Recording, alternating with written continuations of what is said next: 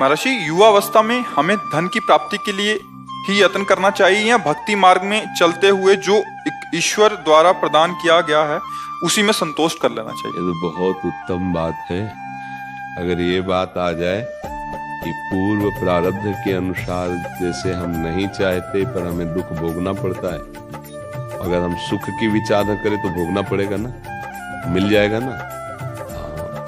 हमारे वृंदावन के परम ऋषि श्री स्वामी हरिदास जी महाराज कह रहे हैं, हरि भज छाणी न मान नर तन को, मति बंछे तिल तिल धन को, अनमांगे आगे आवे गो, ज्यो पल लागे पल को। स्वामी जी महाराज कह रहे हैं मति बंछे रे तिल तिल धन को। क्यों सोच रहा है? कोई सोचता है मुझे दुख मिले, बलात् भोगना पड़ता है क्योंकि प्रारब्ध है अशुभ कर्मों का। तो शुभ कर्मों का जब फल आएगा तो सुख सुविधा उन्नति इसका सब विधान बन जाएगा। आप तो ये बहुत बढ़िया होगा अगर ऐसा मान ले, जैसे दूसरी बात कही, जथा लाभ संतोष सदा, काहू सो कछु न चाहूंगा। प्रभु से भी कुछ नहीं चाहूंगा, आप जैसे विधान से रखोगे मैं वैसे रखूंगा अपने जीवन को, अपने मन को, अपनी इंद्रियों को। बस आपका स्मरण न छूटे, आपका भजन न छूटे। तो आप समझो नाम जब चल रहा है, भगवत स्मरण चल रहा है, तो ये सांसारिक लौकिक भोगों की तो बात जाने दो, अनंत महिमाशाली भगवान को अधीन कर सकता है जो ये रिद्धियां सिद्धियां लोक लोकांतर के सुखों की तो बात जाने दो। सुमिर पवन सुत पावन नामू, अपने बस करी राखे रामू। वही नाम है, वही नाम है, कोई दूसरा नाम नहीं। जो बड़े बड़े सिद्ध महापुरुष नाम के आनंद में डूबे वही नाम है। बस हम नाम को पकड़ ले, पक्का विश्वास कर लीजिए। अगर जिह्वा से नाम चल रहा है और हृदय में एक बात है कि भरोसा मुझे भगवान का है, तुम निश्चिंत हो जाओ। लोक परलोक के हर सुख तुम्हारे चरणों में आएंगे, पक्का समझ लीजिए। जैसे संत महात्माओं को लोग कहते हैं ना कि कितना वैभव कितना है सब, ऐसे तो ये छल कपट से नहीं होता है। जब उन्होंने चित्त को भगवान में जोड़ दिया तो दुनिया को वैभव उनके चरणों में लुटने लगा।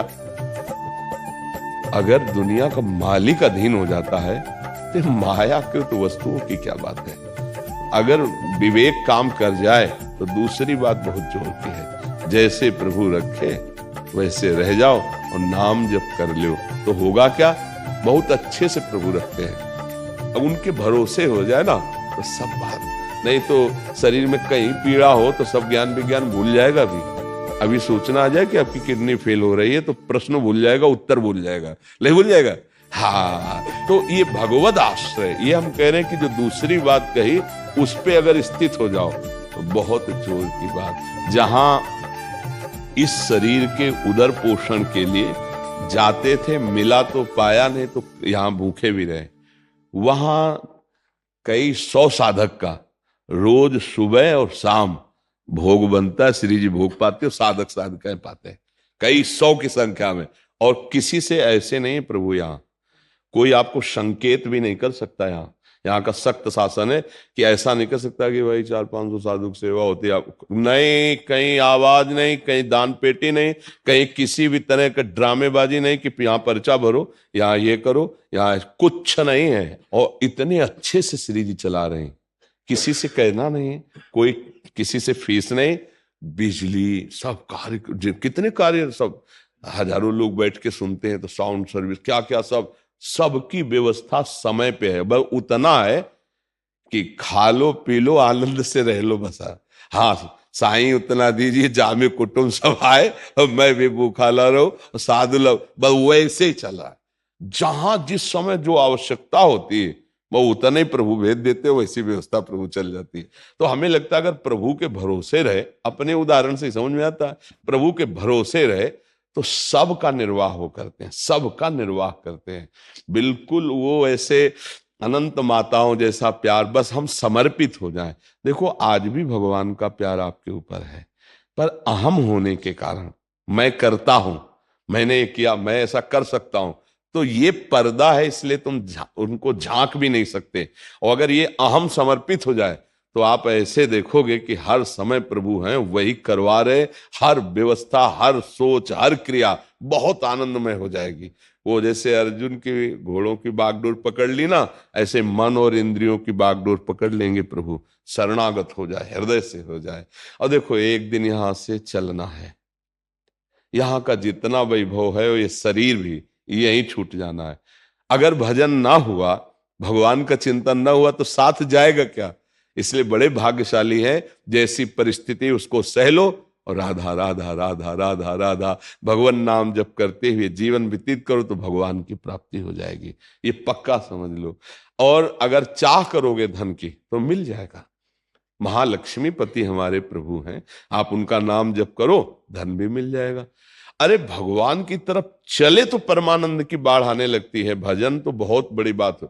ध्रुव जी ने जब पिता की गोद में बैठना चाहा तो सुरुचि माता जो थी उनके मन में अच्छा नहीं लगा कि ये सुनीति का बेटा, सौत का बेटा और मेरे सामने राज सिंहासन में विराजमान महाराज की गोद में बैठे। झिड़क दिया और कहा तू इस लायक नहीं, जा पहले तप करो, मेरे गर्भ से प्रकट हो, फिर सिंहासन में बैठने लायक होगा। माता सुनीति से रोकर बोले तो माता ने कहा बेटा ठीक ही कहा है, क्योंकि महाराज मुझे इस समय दासी भी नहीं मानते, पत्नी की तो बात क्या, क्योंकि सुरुचि में आसक्त थे। इसलिए बेटा तू नारायण का भजन कर, वही तुझे जो चाहोगे पूरा। निकल पड़े। 5 वर्ष के बाद आ गए देवर्षि नारद जी। बेटा किस लिए तुम जा रहे हो? देखो समझना, अभी भजन नहीं हुआ, किस लिए जा रहे हो? ऐसा ऐसा ऐसा। अरे अभी चल के उत्तानपाद महाराज को आदेश करूंगा पूरे सिंहासन का उत्तराधिकारी, अभी इसी क्षण। ध्रुव जी को लगा अभी तो भजन भी शुरू नहीं किया और उत्तराधिकारी बुलाने की बात आ गई। जहां गोद में बैठने नहीं दिया गया, उस सिंहासन में बैठने की बात। तो उन्होंने कहा नहीं महाराज, मैं क्षत्रिय राजकुमार हूं, एक बार निश्चय जो कर लिया अब कर लिया, अब वापस नहीं लौटूंगा। तो उनका जंगल में बहुत भय है, सिंह, चीता, राक्षस जन, मच्छर, क्या क्या परेशान। तुम राज बोले महाराज ना प्रलोभन और ना भय, इनसे मैं डिगने वाला नहीं हूं। तो चेला पक्का तो गुरु मंत्र दे दिया है और भगवान का साक्षात्कार 6 महीने में कर लिया। गुरु कृपा से 6 महीने में ध्रुव जी ने भगवत साक्ष और वो पद प्राप्त किया जो आज तक किसी ने नहीं प्राप्त किया, अटल पद भी प्राप्त। तो अगर चाह करे तो फिर अन्य प्रलोभन और अन्य भयों में ना फंसे, तो जो चाहेगा वो भगवान दे देंगे, पक्का समझ लो। हम लोग फिसड्डी हैं, फिसल जाते हैं। दृढ़ विश्वास नहीं हो रहा है। हाँ, जैसे महान सुख प्राप्ति के लिए चले आप, तो अब अल्प सुख में आपको सौदा नहीं करना है। अगर सिंहासन में बैठने की बात में सौदा हो जाता तो अटल पदवी नहीं मिलती। तो भूमा सुख का, भगवत सुख का, भगवत कृपा पात्र कभी सौदेबाजी में नहीं फंसता। माया सौदा करती है, ये भोग लो, ये ले लो, ये देख लो, ये सूंघ लो, ये छू लो, ये बन जाओ, ये उपाधि ले लो। उपासक नहीं। न पारमेष्ठम न महेंद्रधिष्णम न सार्वभौमम न रसाधिपत्यम न योग सिद्धि अपुनर्भवम। नहीं चाहिए मुझे, मेरे प्रभु का भजन चिंतन और उनके द्वारा दी हुई व्यवस्था चाहिए, माया के द्वारा नहीं। बने तो रघुवर ते बने और बिगड़े तो भरपूर, तुलसी औरन ते बले ताबली में पेदू। ये निष्ठावान महान महान सुख का भोक्ता बनता है। ये अल्प सुखों में फंसे हुए अपने लोग हैं। इसलिए पहले देखो, जब कोई ऋषि मुनि तपस्या करते थे ना, तो बड़ी दिव्यताएं आती थी उनको गिराने के लिए, दिव्य अप्सरा, ऐसी रिद्धियां सिद्धियां। तो अब जैसे ये है कि अब नहीं आती है, तो उतना हम लोग चढ़ ही नहीं पाते हैं, पहले ही फिसल जाते। अगर 100 रुपए में राजी हो गए तो करोड़ की चेक देने की जरूरत क्या है कि नहीं? तो अब हम लोग यही मृत्यु लोक के भोगों में फिसल गए। तो अब देवलोक के या दिव्य सिद्धियां या ऐसे दिव्य चमत्कार हृदय में प्रकट हो, अगर हम निष्ठा से बने रहें तो कोई भी परास्त नहीं कर सकता, सीधे भगवान आएंगे। हम एक बार बिल्कुल ग्रामीण भाषा में बताया कि जैसे बच्चा रोना शुरू किया, खिलौनों से नहीं खेल रहा, तो माँ फिर देखती है और अपने निज जन को भेजती है, बेटी बहन किसी को, जा उठा ले गोद में, और उस पे भी जब राजी ना हो, रोना बंद ना करे, तब माँ फिर कहती है अच्छा तो सब काम बाद में हो जाएगा, और फिर बेटे को गोद।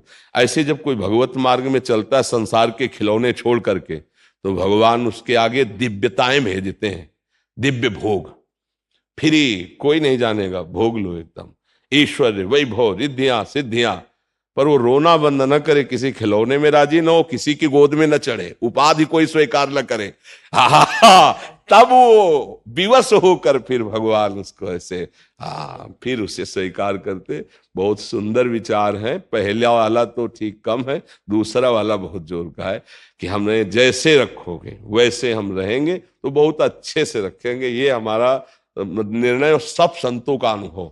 भगवान कदम कदम पर की उनकी सुरक्षा व्यवस्था सबकी करते, और आप लोगों की भी करते हैं, पर आप इसलिए नहीं समझ पाते कि कर्ता भाव में है, अहंकार होने के कारण आपको लगता है कि मैंने किया, ये समझ नहीं पाते, मलिन हृदय हो गया। तो अब क्या होता है कि वो फिर इस बात को दूसरी तरह पेश करता है कि जब बुरा किया तो भगवान ने तो करवाया, अगर उनकी इच्छा ना होती तो हम कैसे कर सकते थे, उनकी इच्छा के बिना पत्ता नहीं। ये गलत जो चिंतन है वो उसको अनुभव में नहीं आने देता। नहीं तो सच्ची बताए, अगर आप शरणागत हो जाओ तो आनंद की वर्षा भगवान कर देते हैं। बस जितनी शरणागति में कमी है उतना ही हम दुखी सुखी होने लगते हैं। नहीं तो उनकी कृपा को देखोगे तो घोर दुख में भी आपको विशेष सुख वाली कृपा दिखाई देगी। माता कुंती ने इसीलिए भगवान जब चले तो यही मांगा कि कदम कदम पर हमें विपत्ति प्रदान करो, दुख प्रदान करो। क्यों? क्योंकि दुख में तुम हमारी तरफ भाग के आ रहे थे, और सुख आया तो तुम पीठ दिखा के द्वारिका जा रहे हो। ऐसा सुख नहीं चाहिए हमें, वो दुख चाहिए जिसमें आपको पुकारूं और आप दौड़ते नजर आवे। इसलिए आनंदित रहो, दुख को सहना सीखो। सुख में फूलो नहीं और दुख में भूलो नहीं। कुछ क्षण के लिए दुख है, रात्रि है तो दिन आएगा, और दिन है तो फूलो नहीं, रात्रि आने वाली। इन दोनों से हम ऊपर उठें, दुख सुख से ऊपर उठें।